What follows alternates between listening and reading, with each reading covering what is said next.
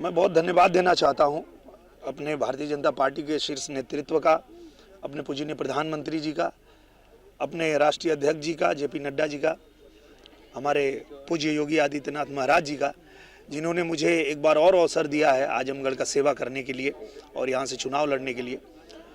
तो निश्चित रूप से इसमें अगर मैं आजमगढ़ की जनता को धन्यवाद नहीं दूंगा तो ये ठीक नहीं रहेगा, क्योंकि ये जो मेरा यहाँ टिकट फाइनल हुआ है उसके पीछे आजमगढ़ की देवतुल्य जनता है। क्योंकि जितना भी सर्वे हुआ उसमें आजमगढ़ की जनता ने कहा कि हमें दिनेश लाल यादव ही चाहिए, तो इसलिए पार्टी ने मुझे यहाँ भेज दिया है। और आजमगढ़ की जनता ने ये देखा है कि हम लोगों ने जो वादा किया था कि आप हमको 1-1.5 साल का जो मौका है वो दे दीजिए, जो कभी नहीं हुआ है वो आजमगढ़ में हम करके दिखाएंगे।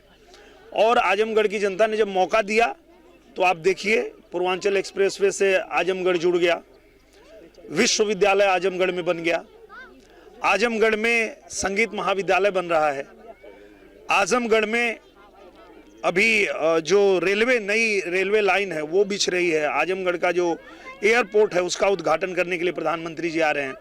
तो ये सब 1 साल में जितना काम हुआ है यहाँ कमल खिलने के बाद, इस बात से आजमगढ़ की जनता भी खुश है और इसलिए जनता ने हमें फिर से मांग लिया और पार्टी ने हमको यहाँ भेज दिया। अखिलेश यादव जी ने भी चैलेंज किया है पीडीओ को मजबूत करने की जगह लगातार बात कर रहे हैं।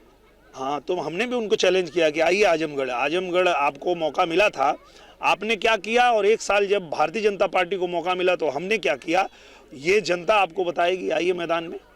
आज मुख्यमंत्री जी आए थे, कुछ उन्होंने आपको बताया कि क्या रणनीति? बिल्कुल, मुख्यमंत्री जी ने साफ कहा, कोई आए तुमको लड़ना है, डट के लड़ना है, और जैसे तुम लड़ते हो वैसे ही लड़ना है।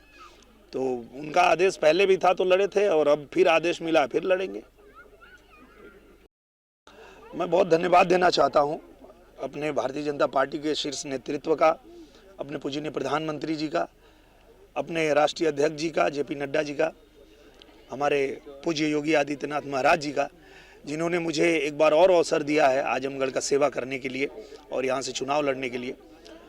तो निश्चित रूप से इसमें अगर मैं आजमगढ़ की जनता को धन्यवाद नहीं दूंगा तो ये ठीक नहीं रहेगा, क्योंकि ये जो मेरा यहाँ टिकट फाइनल हुआ है उसके पीछे आजमगढ़ की देवतुल्य जनता है।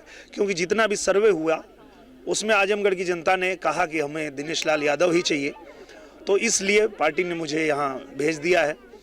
और आजमगढ़ की जनता ने ये देखा है कि हम लोगों ने जो वादा किया था कि आप हमको 1-1.5 साल का जो मौका है वो दे दीजिए, जो कभी नहीं हुआ है वो आजमगढ़ में हम करके दिखाएंगे।